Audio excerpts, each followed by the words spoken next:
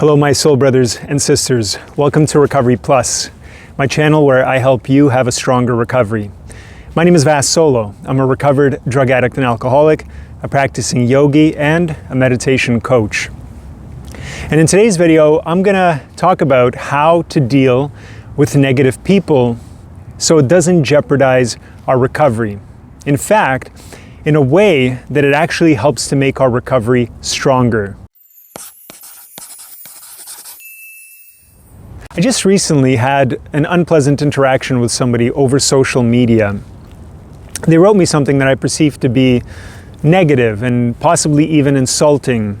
And my knee-jerk reaction was to write something negative back or to chastise them for behaving the way they did. But I didn't, because I've been in the program long enough to understand why people act negatively towards others. And I'll use myself as a prime example. When I was an addict, from a very early age, I'd say from as early as high school, I had a tendency to be very judgmental, hypercritical of others. And to me, I looked at that as almost like a gift or a talent, to be able to see beyond the so-called facade that other people presented of their good qualities, and instead to be able to see the real them. And what I took to be the real them was the one or two flaws that I was really good at pinpointing about everybody. I mean, you could be Mother Teresa, you could be helping orphans in your spare time, and yet I would ignore all of that and I would find one or two negative things that I perceive to be your flaws, and I would focus on those. And that's what I would label as the real you.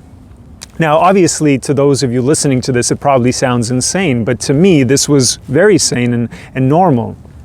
Like I said, I thought it was some sort of gift.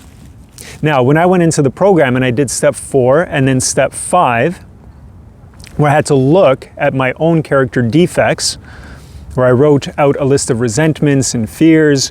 By the way, I have a video about that on my channel, so if you're interested in that, check it out. But when I did those 2 steps, they highlighted for me where all of that negativity was coming from. And I realized that my tendency to judge others, to try to find their flaws, stemmed from a deep sense of insecurity and fear. And that's why I did that.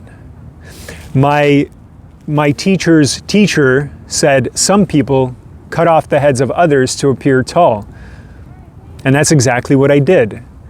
By finding something negative or something that I perceived to be a weakness in you, I was able to protect my own insecurities by then feeling like I was above you.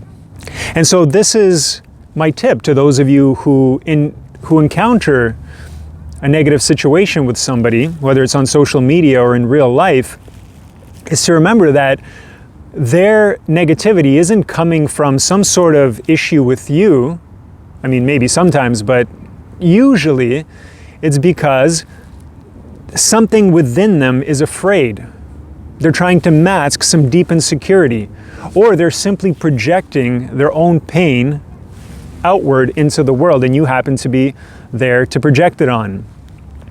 And if we can understand that, if we can get beyond the initial knee-jerk reaction that I had, where we just want to defend ourselves or we want to go on attack, and we can realize that that person is suffering, that that person is possibly sick, like I was sick when I was in active addiction, then we can start to develop a sort of compassion, tolerance, and even love for that person and their place or their current situation. It sort of takes down the temperature a little bit and makes us see the reality of what's happening rather than jumping on the defense.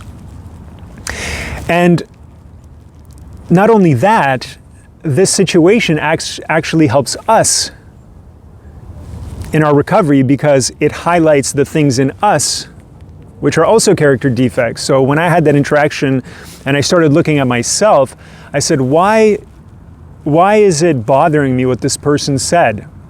What is it about it that's triggering me? And I realized that what they said wasn't necessarily true. And so because of my pride, I wanted to defend myself. I wanted to say something snarky back. And so it highlighted the fact that, hey, it's even though it's not true, it's triggering my own character defect, which is pride. And if I can let go of that, I can completely diffuse the entire situation.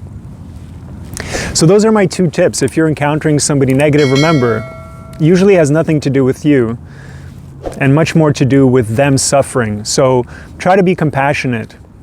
I prayed for that person after and send them loving thoughts, and right now I don't feel any kind of negativity towards them anymore.